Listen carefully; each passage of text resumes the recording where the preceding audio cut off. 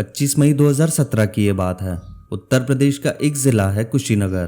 कुशीनगर में मुख्यमंत्री योगी आदित्यनाथ दलितों की बस्ती में गए हुए थे। वहीं खाना खाने का भी प्रोग्राम था और लोगों से मिलने की भी बात थी।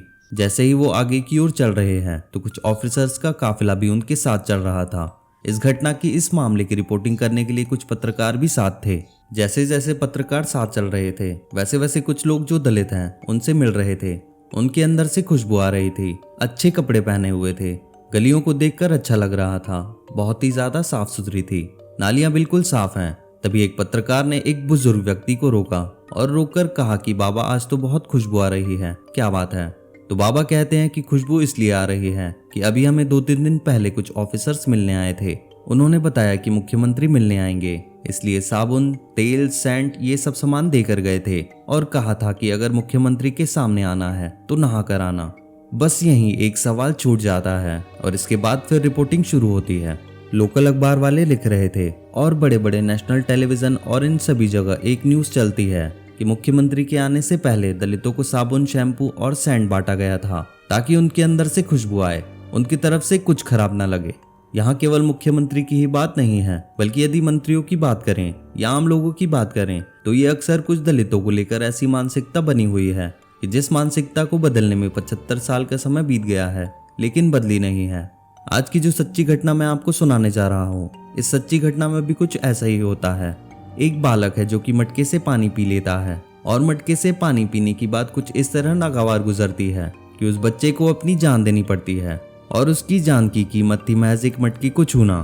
अब पूरे हिंदुस्तान में बवाल मचा हुआ है। कोई कहते हैं कि मटके में पानी नहीं पी रहा था, कोई कह रहा है कि पी रहा था, लेकिन बात सारी मटके में पानी पीने या ना पीने की नहीं बल्कि मानसिकता की बात है। इस मानसिकता को बदलने में 75 साल नहीं, अगर 150 साल भी हो जाएंगे तो शायद लगता ही नहीं कि बदल पाएगी। नमस्कार दोस्तों, मैं हूं दिनेश और आपका बहुत बहुत स्वागत है क्राइम मिस्ट्री चैनल पर। हम कहानी शुरू करें उससे पहले अगर आपने इस चैनल को सब्सक्राइब नहीं किया है तो जल्दी से इस चैनल को सब्सक्राइब कर लीजिए और नोटिफिकेशन बेल भी जरूर ऑन कीजिएगा, जिससे लेटेस्ट वीडियोस की नोटिफिकेशन आप तक पहुंचे सबसे पहले। तो आइए देखते हैं इस पूरी घटना को। आज की जो सच्ची घटना मैं आपको सुनाने जा रहा हूँ, ये सच्ची घटना है राजस्थान प्रदेश की। राजस्थान प्रदेश का एक जिला है जालौर और इसी जिले का एक गाँव लगता है सुराणा। मैं बात कर रहा हूँ 20 जुलाई 2022 की। एक बालक जो कक्षा 3 में पढ़ता है, जिसकी उम्र लगभग 9 साल के आसपास की थी, उसका नाम इंद्र कुमार मेघवाल था। इंद्र कुमार स्कूल से घर तो जाता है लेकिन रोते हुए जाता है। कान में बहुत तेज दर्द हो रहा था। पहले पापा से बताता है, फिर घर जाकर अपनी माँ से कहता है कि माँ बहुत तेज कान में दर्द हो रहा है। माँ उसको पुचकारते हुए दुलारते हुए पूछती है कि बेटा क्या हुआ, इतना तेज दर्द क्यों हो रहा है, क्या बात है? तो बेटा रोते हुए कहता है कि आज मुझे मास्टर जी ने मारा था। मास्टर जी ने क्यों मारा था? जब ये बात पूछी जाती है तो बेटा बताता है कि मैंने उनके मटके से पानी पी लिया था, बस इसी बात पर मुझे मारा है। बेटे की तबीयत लगातार बिगड़ती जा रही थी और इसलिए उसके पापा का इंतजार किया जाता है। तो उसके पापा देवराम घर आते हैं, अपने बेटे को हॉस्पिटल लेकर जाते हैं। बजरंग हॉस्पिटल में उसको भर्ती कराया जाता है। यहाँ भी उसकी हालत में कुछ सुधार नहीं था। 20 जुलाई से उसकी हालत बिगड़नी शुरू होती है। तो एक एक दिन करके अस्पताल बदल रहे थे, दिन बदल रहे थे, लेकिन हालत में कोई सुधार नहीं हो रहा था। कान से खून बह रहा था, उसकी हालत बिगड़ रही थी। माँ रो रही थी और जब माँ रो रही है तो बाप भी रो रहा है।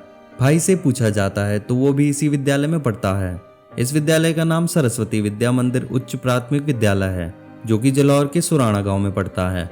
पूरा घर परेशान हो जाता है। यहाँ से वे डॉक्टर जवाब देते हैं कि हम इसका इलाज नहीं कर पाएंगे, इसको किसी दूसरे अस्पताल में लेकर जाओ। जब उसके पिता भीनबाल में एक अस्पताल पड़ता है, आस्था मल्टी स्पेशलिटी हॉस्पिटल, वहां लेकर जाते हैं। उसको भर्ती कराया जाता है।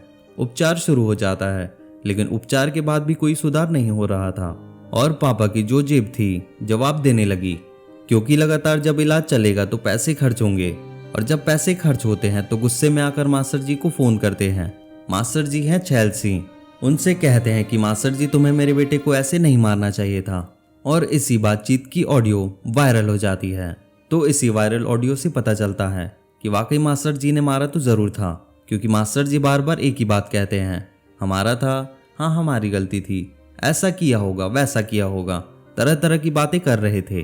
कोई नहीं, इलाज करा देंगे, क्योंकि वो जो बच्चा था वो गरीब घर का बच्चा था और गरीब घर का बच्चा था, इसलिए उन्हें बड़े धमक के साथ कहा कि इतना परेशान क्यों होते हो, इलाज करा तो देंगे, कह तो रहे हैं। लेकिन इलाज से कुछ नहीं हो रहा था।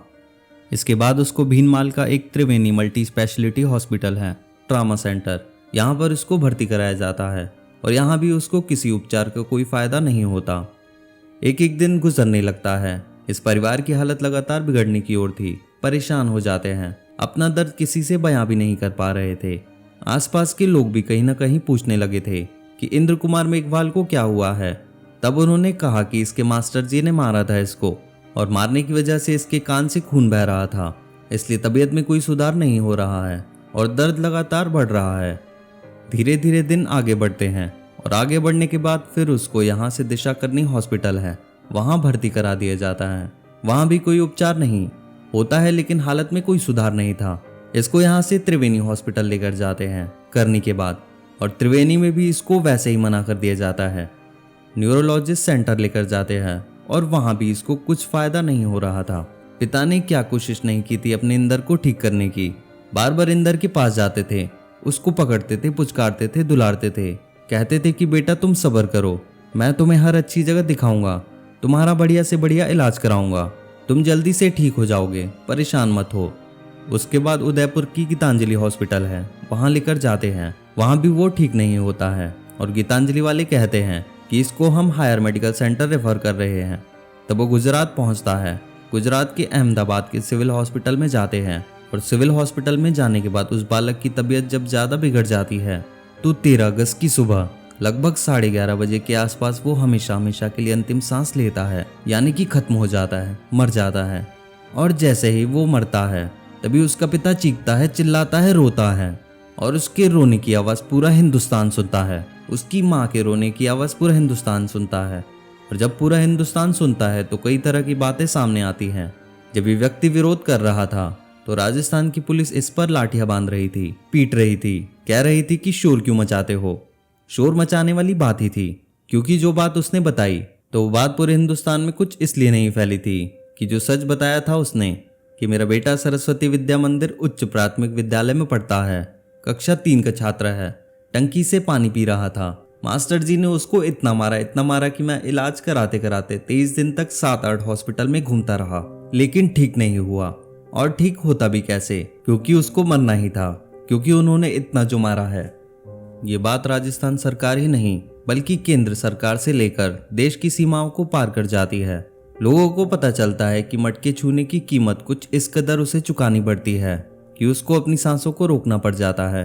वाकई जब लोगों ने एक तरफ कहा कि आज़ादी का महोत्सव मनाया जा रहा है और उसी आज़ादी के लिए हम बड़ी बड़ी बातें कर रहे थे, वहीं एक बच्चा अंतिम सांसें ले रहा था, तो जाहिर सी बात है आज़ादी से पूर्व किए गए क्रांतिकारियों के बलिदान को याद करना तो लाजमी था कि क्या देश इस दिन के लिए आज़ाद कराया गया था। भले ही कुछ लोग जैसे कि एसपी हर्षवर्धन अग्रवाल कहते हैं कि मटका तो था ही नहीं, वहाँ तो एक टंकी है, टंकी से सभी पानी पीते हैं, मास्टर जी पीते हैं, सभी लोग पानी पीते हैं। अखबारों में टेलीविज़न पर रिपोर्ट चलने लगती है कि मटके की बात तो बिल्कुल झूठी है, लेकिन बात तो सच ये है कि जब बात दलितों की आती है तो उनको छूने से भी इंसान को जो ईमान धर्म होता है वो भ्रष्ट हो जाता है, खत्म हो जाता है। यहाँ मटका नहीं था, कोई बात नहीं, टंकी थी। हो सकता है कि टंकी से मुंह लगाकर उसने पानी पिया हो, इसलिए मास्टर जी को गुस्सा आया हो, क्योंकि ये भी बताया जा रहा है कि सार्वजनिक टंकी है, उस विद्यालय में सभी बच्चे पढ़ते हैं, दलितों के भी पढ़ते हैं, स्वर्णों के भी पढ़ते हैं। ये जो विद्यालय है ये भी किसी स्वर्ण का विद्यालय है, इसलिए उसके विद्यालय में कोई दलित का बच्चा इस तरह से टंकी से पानी पिए या मटके से पानी पिए, ऐसा कौन बर्दाश्त करेगा। ऐसे हजारों लाखों एग्जाम्पल हैं। जब कोई दलित पास में आकर खड़ा होता है तो उसे डर लगता है, उसके कपड़े तुम्हारे कपड़ों से टच हो गए तो शायद तुम्हारा ईमान और धर्म खत्म हो जाएगा, यही वजह है। लेकिन जब पुलिस अपने स्तर से मामले की जांच करने लगती है तो एक बच्चे का नाम सामने आता है, राजेश। राजेश कहता है कि मेरा और इंदर का झगड़ा हो गया था, मास्टर जी ने आके मुझे भी मारा और उसे भी मारा। मीडिया वाले रिपोर्ट करते हैं, घर घर जाते हैं, पूछते हैं क्या सच है।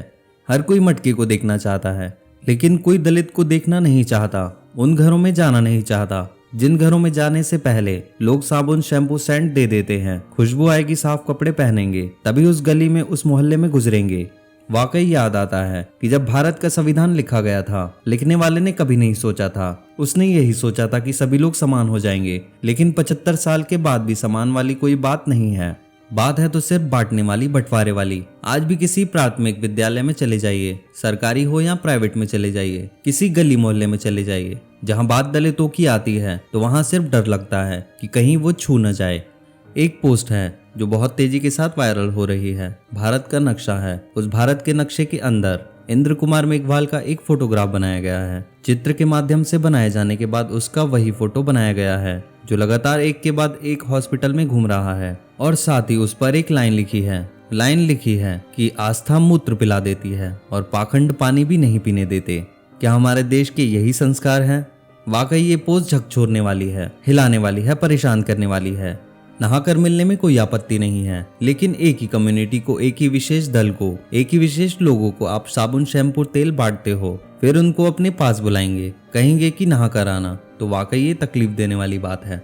इसलिए बात चाहे 75 साल की हो, चाहे 150 की हो या 300 की हो, मानसिकता आज की आज बदली जाए तो ठीक है। तभी हमारी संस्कृति बनी रहेगी और हमारे देश की भी संस्कृति बनी रहेगी। और हमारे देश की संस्कृति यही कहती है कि अनेकता में एकता। हम अलग अलग जातियों में, धर्म में, अलग अलग हिस्सों में, भाषाओं में भले ही बटे हों, लेकिन जब हम एक होते हैं, यही हमारी एकता पूरी दुनिया में प्रसिद्ध होती है। और मटके वाली बात जब देश की सीमा से बाहर जाती है तो हमारे देश का कोई नाम नहीं होगा, बल्कि बदनामी होगी। और बदनाम हिंदुस्तान किसी को अच्छा नहीं लगेगा। मुझे तो बिल्कुल भी अच्छा नहीं लग रहा है, शायद आपको भी अच्छा नहीं लगेगा। मुट्ठी अगर बंद होगी तभी ताकतवर होगी, यदि मुट्ठी खुल जाएगी तो उसकी ताकत कम हो जाएगी। हिंदुस्तान की ताकत उस मुट्ठी में है। मुट्ठी को बंद करना है, और मुट्ठी तभी बंद होगी चाहे वो किसी भी जाति, किसी भी धर्म का व्यक्ति क्यों न हो। सबको एक साथ रहना है, एक पायदान पर रहना है, तभी हमारी ताकत बनेगी, तभी हमारी संस्कृति पूरी दुनिया में फैलेगी, और तभी हमारे देश हिंदुस्तान का नाम रोशन होगा। दोस्तों, इस घटनाक्रम को सुनाने का उद्देश्य किसी को परेशान करना नहीं है, किसी का दिल दुखाना नहीं है, बल्कि आपको जागरूक करना है, आपको सचेत करना है। इसी के साथ इस कहानी को समाप्त करते हैं। मिलते हैं किसी नई कहानी में, तब तक के लिए नमस्कार।